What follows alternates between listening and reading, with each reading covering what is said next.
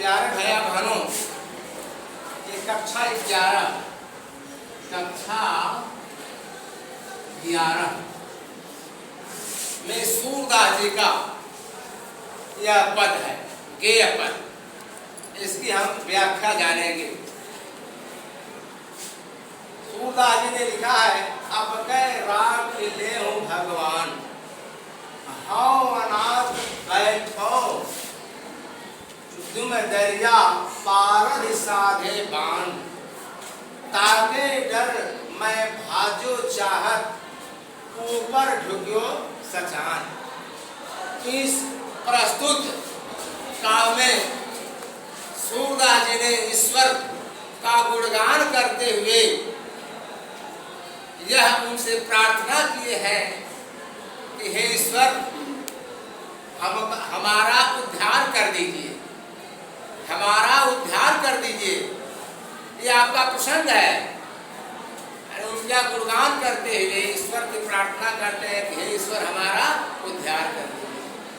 अब व्याख्या जानेंगे। अब कह राख ले हो भगवान, कहते हैं कि इस मनुष्य जोनि में हमने जन्म लिया है, हे ईश्वर, अब आप मेरी रक्षा कीजिए। हे भगवान, राख लीजिए, अरे रक्षा कीजिए, राख ले, हमारी रक्षा कीजिए।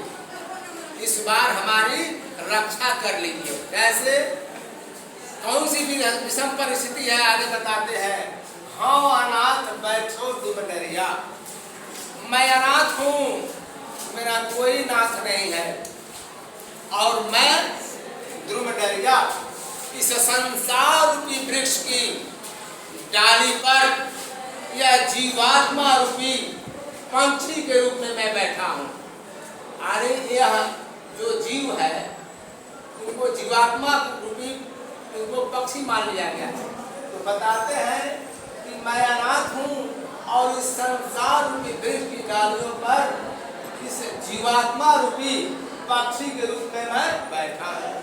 और पारद साधे बाण, और पारद माने कि जो माया रूपी शिकारी है, शिकारी अपना बाण साध लिया है मुझको मारने के लिए।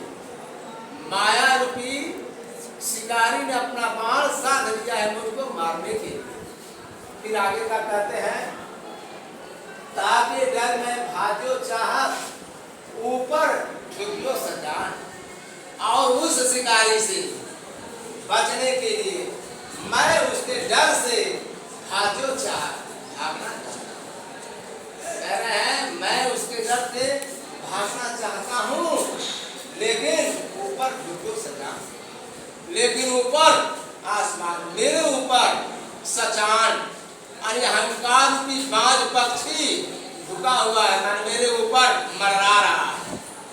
मेरे ऊपर बाज रूपी, वह बाज भी एक पक्षी होता है, तो अहंकार रूपी बाज मररा रहा है मुझको मारने के लिए। और नीचे से कौन लगा है, तो यह नीचे से उनका शिकारी लगा हुआ है जो बाण को साधा हुआ है। फिर क्या कहते हैं, ताकि तो हो गया, तुम हाथ दुख भयो आन यह कौन हमारे प्राण। कह रहे हैं इस प्रकार मैं भागना तो चाहता हूँ, लेकिन ऊपर एक का बैठा है, नीचे भी बैठा हुआ है, दोनों तरफ से मैं घिर गया हूँ, और दोनों तरफ से मैं दुखी हो गया। इसलिए कौन हमारे प्राण, अब मेरे प्राण को कौन बचाएगा, अब मेरे प्राण को कौन बचाएगा। अर्थात परमात्मा से, ईश्वर से प्रार्थना करते हैं कि हे प्रभु, आप मेरे प्राण को बचाइए। तो कैसे, सुमिरन ही यही दस्यो आदत, जब ईश्वर का नाम लेते हैं, हृदय से ईश्वर का स्मरण करते हैं, तो उनके स्मरण करने से ही अहितार्थ होता है सर्प। तो यह सर्प अहिमानी सर्प होता है, यह सर्प ज्ञान रूपी सर्प, ज्ञान रूपी सर्प उस पारद माने व्याघ्र जो नीचे से शिकारी है, उस व्याधि को, ये ज्ञान रूपी सर्प उस व्याधि को डस देता है। जब व्याधि जो मारने वाला है और शिकारी है, उस शिकारी को डस देता है। जब शिकारी को डस देता है तो कर छुटियो संधान, इस प्रकार शिकारी के कर माने हाथ से संधान या बाण छूट जाता है। और जब वह बाण छूट जाता है तो वह बाण कहते हैं सूरदास सर्वलैंगिक सचा। इस प्रकार सूरदास जी कहते हैं जब शिकारी के हाथ से बाण छूट जाता है तो अहंकार रूपी, माया रूपी है शिकारी माया रूपी, यानी माया को ही शिकारी माना गया है। तो इस माया रूपी शिकारी से जब बाण छूट जाता है वह बाण लग जाता है। किसको लग जाता है? उस बाज पक्षी जो बना हुआ है, अहंकार रूपी बाज पक्षी को लग जाता है और जय जय कृपानिधान। इस प्रकार उनके प्राण की रक्षा हो जाती है। और सूरदास जी कहते हैं ऐसे कृपा के निधान भगवान की जय जयकार हो, जो इतने कालों के बीच में नीचे ऊपर दोनों तरफ हमको दुख देने वाले बैठे थे, उनके बीच से मैं निकल गया हूँ। इसलिए ऐसे कृपा निधान भगवान की जय जयकार हो। अब इसमें काव्य सौंदर्य लिखेंगे, काव्य सौंदर्य।